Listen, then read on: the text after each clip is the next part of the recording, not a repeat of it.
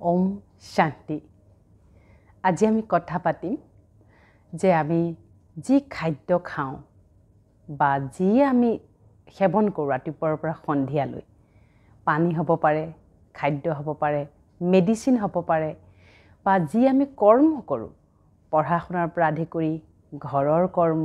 অফিচৰ কৰ্ম, নহয় জানো, বিভিন্ন কৰ্ম, আমি যি কৰ্ম কৰি খাওঁ সেই কৰ্মটো সকলোতে যদি আমি সংকল্প মিলাই দিওঁ, সংকল্প মানে হৈছে মনৰ শুদ্ধ প্ৰতিজ্ঞা। যি প্ৰতিজ্ঞা আমি মিলাই দিলে কি হ'ব, মনে তেনেধৰণৰে কামটো কৰিবলৈ মন বাধ্য হৈ যায়। মই ইয়াৰ লজিকটো বুজাই দিব বিচাৰিছোঁ।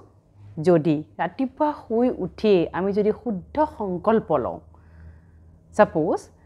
এনেকুৱা ধৰণৰ মোলৈ কলছ আহে বা মোৰ ঘৰলৈ এনেকুৱা ধৰণৰ ব্যক্তি আহে যিয়ে কয় যে সন্তান অস্থিৰ, সন্তানে পঢ়া শুনা কৰে কিন্তু স্মৃতিশক্তি কম, বহুত ডাঙৰ উদ্দেশ্য লক্ষ্য ৰাখিছে কিন্তু তেওঁ পঢ়িলে মনত নাথাকে। হ'ব পাৰে প্ৰত্যেকজন ল'ৰা ছোৱালীৰে কোৱালিটি বেলেগ বেলেগ, কিন্তু সকলো ল'ৰা ছোৱালী শ্ৰেষ্ঠ আৰু সুপ্ৰিম, নহয় জানো? সকলোৱে বেলেগ বেলেগ কোৱালিটি লৈ আহে। তো তেওঁলোকক যেতিয়া মই সংকল্পৰ যেতিয়া মই তেওঁলোকক কথা ক'লোঁ যে ৰাতিপুৱা শুই উঠি সংকল্প ল'ব লাগিব, গতিকে সংকল্প লোৱা মানে কি? সংকল্প মানে নিজে নিজক কৰা প্ৰতিজ্ঞা। জানিব লাগিব সংকল্প কি দেই। সংকল্প মানে কি? আত্মবিশ্বাসৰে নিজে নিজৰ লগত লোৱা প্ৰতিজ্ঞা। আৰু এই সংকল্প কৰাৰ এটা সময় আছে, সেইটো সদায়ে কওঁ যে অমৃত বেলা ব্ৰহ্ম মুহূৰ্ত। যিকোনো সময়ত সংকল্প কৰিলে নহ'ব দেই, যিকোনো সময় কিন্তু সংকল্প কৰিলে নহ'ব। আৰু বিশেষকৈ সংকল্প যদি বহুতৰ মাজত কৰা যায় তেতিয়াও সফল নহ'ব।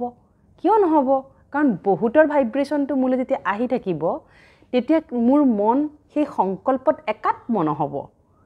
যেতিয়া মোৰ লগত বহুকেইজন হুলস্থুলীয়া পৰিৱেশ হওক বা যিকোনো পৰিৱেশত মই থাকিম, মই সংকল্প ল'লে সেই থটটোৱে মোক কাম নকৰিব। কিয়? কাৰণ সেই সময়ত বিভিন্ন ভাইব্ৰেশ্যন মোলৈ আহিব, বিভিন্ন ধৰণৰ থট মোলৈ আহি থাকিব, হুলস্থুল আহিব পাৰে, বিভিন্ন ধৰণৰ কথা আহিব পাৰে। তেনেকুৱা ঠাইত কিন্তু সংকল্প কৰিলে নহ'ব। গতিকে ছাত্ৰ ছাত্ৰীসকলে যিহেতু শিশু দিৱস, আজি শিশু দিৱস উপলক্ষে ছাত্ৰ ছাত্ৰীসকলে কি কৰিব লাগে? ছাত্ৰ ছাত্ৰীসকলৰ লগতে পিতৃ মাতৃ ছাত্ৰ ছাত্ৰীক সংকল্প লোৱাত কেনেকৈ সহায় কৰিব তাৰ বিষয়ে আজি কথা পাতিম। গতিকে ৰাতিপুৱা শুই উঠিয়ে যিসকল সন্তানৰ বহু কিছুমান থাকে যে কেতিয়াবা সন্তান যিহেতু বাচ্চাই হয়, তেওঁলোক অস্থিৰ হয়, কিছুমানৰ স্মৃতিশক্তি কম হয়, কিছুমানৰ পঢ়াত মন নবহে, কিছুমানে জীৱনত বহুত কিবা কৰিব বিচাৰে, চেষ্টাও চলায় কিন্তু সাধ্য নহয়, তেওঁ অসাধ্য হয়। বা কেতিয়াবা বহু ল'ৰা ছোৱালী বহুত ভালকৈ পঢ়া শুনা কৰি আছে, পঢ়া শুনাটো আমি কৰিবই লাগিব, তাৰ কোনো আমাৰ অপশ্যন নাই। পঢ়া শুনা আমি নিয়মিত কৰিবই লাগিব, সদায় শ্ৰেণীকোঠাত উপস্থিত থাকিবই লাগিব, নহয় জানো? কেতিয়াও এবচেণ্ট থাকিব নালাগে বিনা কাৰণত। জ্বৰ চৰ হৈছে বাৰু তেতিয়া বেলেগ কথা, বেমাৰৰ বাদে বা বহুত ডাঙৰ কিবা নোহোৱালৈকে কিন্তু কেতিয়াও এবচেণ্ট থাকিব নালাগে দেই। গতিকে স্কুলত এবচেণ্ট থকা, তাৰপিছত বিভিন্ন কথাৰ অজুহাত দেখুৱাই কেতিয়াবা কি হয়, আমি স্কুলৰ পৰা কেতিয়াবা হাফ ছুটি মৰা যায়, সেইটোও কৰিব নালাগে, নহয় জানো? কাৰণ বিদ্যালয় আমাৰ দ্বিতীয়খন ঘৰ দেই। স্কুল বিদ্যালয় আমাৰ দ্বিতীয়খন ঘৰ। কাৰণ শুই উঠিয়ে আমি ক'লৈ যাওঁ? বিদ্যালয়লৈ যাওঁ। বিদ্যালয় আমাৰ বাবে সদায় উৎকৃষ্ট স্থান, শ্ৰেষ্ঠ স্থান। আৰু বিদ্যালয় লগতে আমাৰ শিক্ষাগুৰুসকল দেই। শিক্ষক আৰু শিক্ষাগুৰুসকলক আমি আগৰ দিনত আমি বহুত সন্মান কৰিছিলোঁ। যেতিয়া শিক্ষাগুৰু আহে, আমি ছাতি যদি লৈ যাওঁ, যিমানে ডাঙৰ ৰ'দ নাথাকক কিয়, আমি ছাতি তল কৰি পেলাই সন্মান দিছিলোঁ। যদি চাইকেল চলাই গৈ আছিলোঁ, শিক্ষাগুৰুক দেখাৰ লগে লগে চাইকেলৰ পৰা নামি দিছিলোঁ। গতিকে শিক্ষাগুৰুক আমি সন্মান দিয়াৰ ভাৱাৰ্থ এইটোৱে যে আমাৰ জীৱন গঢ়াত 80% অৱদান শিক্ষাগুৰু থাকে। গতিকে এজন শিক্ষাগুৰু আমাৰ বাবে কোন বাৰু? আমাৰ মাৰ্গদৰ্শক, আমাৰ পথ প্ৰদৰ্শক। সেইবাবে কেইটামান সংকল্প ৰাতিপুৱা ল'ব লাগিব। যিকেইটা সংকল্প ৰাতিপুৱা কিন্তু শুই উঠি একো কৰিব নালাগে, মনত ভাবিব লাগে বা ক'ব লাগে, আত্মবিশ্বাসৰে ক'ব লাগিব। পঢ়া শুনা কৰিবই লাগিব নিয়মিত, স্কুল যাবই লাগিব, ক্লাছত উপস্থিত থাকিবই লাগিব হোমৱৰ্ক কৰিবই লাগিব প্ৰি টেষ্ট বা যিকোনো টেষ্টত ভালকৈ পাৰফৰ্মেঞ্চ কৰিবই লাগিব আমি নহ'লেতো পিছলৈ আমি চাকৰি বাকৰি কেনেকৈ পাম নহয় জানো চাকৰি বাকৰিটো আমাৰ সদায় একাডেমিক কোৱালিফিকেশ্যনৰ ওপৰত নিৰ্ভৰ কৰি ইণ্টেলিজেন্সৰ ওপৰত নিৰ্ভৰ কৰি আমি চাকৰি এটা পাম গতিকে সেই চাকৰিটো পোৱালৈকে আমি কি কৰিব লাগিব নিজৰ মন বুদ্ধিক আমি শক্তিশালী কৰি লৈ যাব লাগিব মন ভাঙি পৰিব নোৱাৰিব হয়নে উদাহৰণস্বৰূপে আজি যদি আপোনাৰ ঘৰৰ সন্তানে যদি আজি ফাৰ্ষ্ট পজিশনত আছে কাইলৈ কিবা কাৰণত যদি তেওঁক কোনোবাই ওভাৰটেক কৰি গ'ল তেওঁক যদি কোনোবাই কম্পিট কৰি গৈ ফাৰ্ষ্ট পজিশন ল'লে তেওঁ যদি ছেকেণ্ড পজিশনত গুচি আহিল সেই সময়ত তেওঁ যেন মনটো ভাঙি নাযায় তাৰ প্ৰতি আমি সতৰ্ক হ'ব লাগিব নহয় জানো তেওঁৰ মনটো যদি এবাৰ ভাঙি যায় এনেকুৱা ধৰণৰ সন্তানৰো মোৰ ওচৰলৈ বহুত কমপ্লেইন আহে যে বহুত চোকা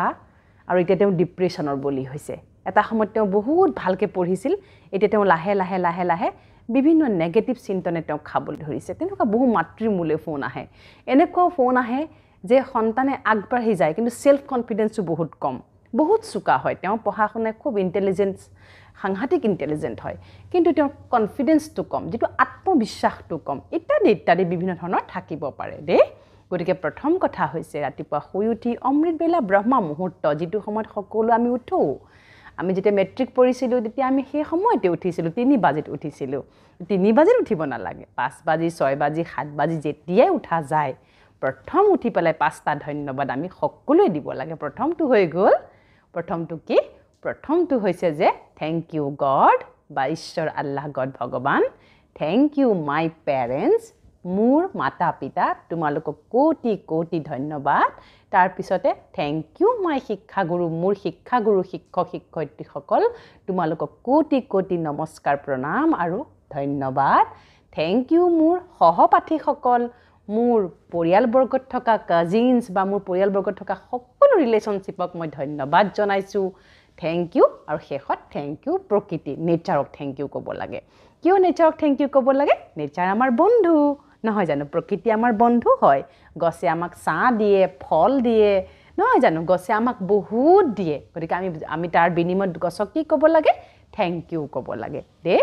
তাৰ পিছতে কেইটামান সংকল্প ল'ব লাগে যে প্ৰথম সংকল্প মই মোৰ আত্মবিশ্বাস শক্তি বহুত বেছি আই এম কনফিডেন্ট মোৰ আত্মবিশ্বাস বহুত বেছি মই জীৱনত যি লক্ষ্য উদ্দেশ্য মই নিৰ্ণয় কৰিছো সেই লক্ষ্য উদ্দেশ্যত মই সফল হমেই হম দে আৰু তাৰ পিছতে মোৰ শিক্ষাগুৰু বা মোৰ স্কুল মোৰ মাতা পিতা বহুত ভাল তেওঁলোক মোৰ সম্পূৰ্ণ সহযোগী আৰু তেওঁলোকক মই নিস্বাৰ্থভাৱে গ্ৰহণ কৰোঁ আৰু ভাল পাওঁ তেওঁলোকৰ আশীৰ্বাদ সদায় মোৰ লগত আছে কিয় ক'ব লাগে ক'বলগীয়া কথাটো মই বুজাই দিম পিছত তাৰ পিছতে মোৰ পৰীক্ষা এবাৰ বহুত ভাল হ'ব কলেই যে হ'ব নহয় জানো মনলৈ প্ৰশ্ন আহিব পাৰে কলেই জানো হ'ব নপঢ়িলে জানো হ'ব নহ'ব পঢ়ি আছা মাৰ্কছ পোৱা নাই বহুতে পঢ়ি আছে সেই হিচাপত মাৰ্কছটো পোৱা নাই তেতিয়া ক'বলৈ গৈছোঁ দে তাৰ পিছতে মই মানসিক আৰু শাৰীৰিকভাৱে সম্পূৰ্ণ শক্তিশালী পাৱাৰফুল মই আজ্ঞাকাৰী মই অবিডেণ্ট মই মোৰ মাতা পিতা মই মোৰ শিক্ষাগুৰুৰ আজ্ঞাকাৰী মই তেওঁলোকৰ সকলো কথা মানো তেওঁলোকক নিস্বাৰ্থভাৱে সন্মান কৰোঁ আৰু অন্তঃকৰণেৰে মই সন্মান কৰোঁ তাৰ পিছতে মই এইবাৰ পৰীক্ষাত মই ইমান পাৰ্চেন্টেজ আনিম এটা পাৰ্চেন্টেজ ঠিক কৰি ল'ব লাগে দে যে আমেৰিকাৰ যে প্ৰথম ৰাষ্ট্ৰপতি তেওঁ সৰুৰ পৰাই হেনো কৈছিলে চাহ খাওঁতে ভাত খাওঁতে উঠোতে বহোতে কৈছিলে I am president of America আৰু নিজৰ নামটো কৈছিল সদায় সৰুৰ পৰা I am president of America এনেকৈ কৈছিল কওঁতে কি হয় আচলতে এতিয়া বুজাব বিচাৰিছোঁ যে আমি ক'লেই হ'বনে বহুতৰ প্ৰশ্ন আহিব যে আগতেও কৈছোঁ চাহ খাওঁতে ভাত খাওঁতে সকলো সময়তে সেই সংকল্পখিনি অকণমান ৰিপিট কৰিব লাগে যেতিয়া দেখিছা যে কনফিডেন্স কেপাচিটিটো কমি গৈছে সন্তানৰ লগে লগে এইখিনি ৰিপিট কৰাব লাগে এতিয়া আহিছোঁ লজিকটোলৈ যে কি আছে ইয়াৰ বিপৰীতে লজিক কি আছে যে লজিকটো এইটো হৈছে যে আমি যেতিয়া মনক কিন্তু এটা কথা এই সংকল্প এদিন ল'লে নহ'ব যাৰ আত্মবিশ্বাস কম কাৰোবাৰ অস্থিৰতা বেছি কাৰোবাৰ মনত ৰখা শক্তি নাই স্মৃতি শক্তি কমি গৈছে বিভিন্ন ঔষধো খুৱাইছে স্মৃতি শক্তি ঘূৰি নাহে কাৰোবাৰ কি হয় চঞ্চল তেওঁলোকৰ পঢ়াত মন নবহে কিছুমানৰ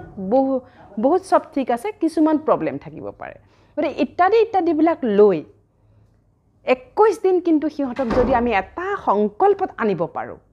দেই এটা সংকল্পত শুই উঠিয়ে সেইখিনি সংকল্প ৰিপিট কৰিব দিয়ে যাৰ অস্থিৰতা বেছি তাক ক'ব দিব লাগে মই শান্ত I am peaceful I am intelligent I am peaceful I am peaceful I am peaceful মই শান্ত স্বৰূপ শান্তি মোৰ স্বধৰ্ম শান্তি মোৰ জনমসিদ্ধ অধিকাৰ মই শান্ত স্বৰূপ মই সফলতা মূৰত যিয়ে বহুত পঢ়িছে কৰিছে কিন্তু হিচাপত মাৰ্কছ পোৱা নাই বা সেই হিচাপত তেওঁ উত্তীৰ্ণ হ'ব পৰা নাই মনত তেওঁ যিটো পাৰ্চেণ্টেজ ৰাখিছে তেওঁ পোৱা নাই তেওঁক মনত আমি জোৰ দিব লাগিব তে মনত জোৰ দিবলৈ ক'ব লাগিব মই সফলতা মূৰত I am successful I am successful I am successful তে এইখিনি কথা কোৱাব লাগিব 21 দিন কণ্টিনিউ কৰাব লাগিব 21 দিন কণ্টিনিউ কৰালে লাহে লাহে লাহে লাহে মনৰ পাৱাৰ উইল পাৱাৰ বুলি যে কওঁ উইল পাৱাৰটো বাঢ়িব আজি পৃথিৱীত এনেকুৱা একো মেডিচিন নাই যে মনৰ পাৱাৰ বঢ়াব পাৰে পাৰিব জানো নোৱাৰে শাৰীৰিক পাৱাৰ বঢ়াব পাৰিব হয়নে বাৰু শাৰীৰিক পাৱাৰটো বঢ়াব পৰা অনেক মেডিচিন আছে নহয় জানো অনেক মাৰ্গ আছে কিন্তু মনৰ পাৱাৰ বঢ়াবলৈ আমি কি হ'ব লাগিব অলপ ঈশ্বৰমুখী হ'ব লাগিব ঈশ্বৰৰ লগত যেতিয়া সংযুক্ত হৈ আমি সংকল্প কৰিম নিজে নিজৰ মনক বুজিম যে মোৰ মনত কোনটো দুৰ্বলতা আছে সেই দুৰ্বলতা অনুসৰি যেতিয়া মই মনক সংকল্প দিম তেতিয়া কিন্তু আমি মানসিকভাৱে শক্তিশালী হ'ম সেই সন্তান ইমান শক্তিশালী হ'ব যে জীৱনতটো একাডেমিকেলি তেওঁলোকে বহুত ভাল কেৰিয়াৰ ল'বই তাৰ উপৰিও তেওঁলোকৰ মন বুদ্ধি সকলো সময়তে সুখী হেপ্পী হয়নে সফল আৰু সন্তুষ্ট হৈ থাকিব আজিকালি সকলোৰে লগতে আমাৰ সন্তুষ্টতা সুখ আনন্দ বহু পৰিমাণে আমাৰ কাৰণে প্ৰয়োজনীয় নহয় জানো সন্তান বহুত ভাল পঢ়া শুনাত বহুত কিন্তু যদি মন মাৰি থাকে যদি খঙাল হয় যদি অস্থিৰ হয় হিউ আসলতে তেওঁ কি হয় জীৱনত আগুৱাই যোৱাত তেওঁ বাধা হ'ব পাৰে সেইবাবে যিসকল সন্তানৰ যি প্ৰব্লেম আছে তাৰ বিপৰীতে সেই সংকল্প ল'ব লাগিব যিসকল স্থিৰ তেওঁ ক'ব লাগিব মই ষ্টেবল মই স্থিৰ আজিৰ দিনটো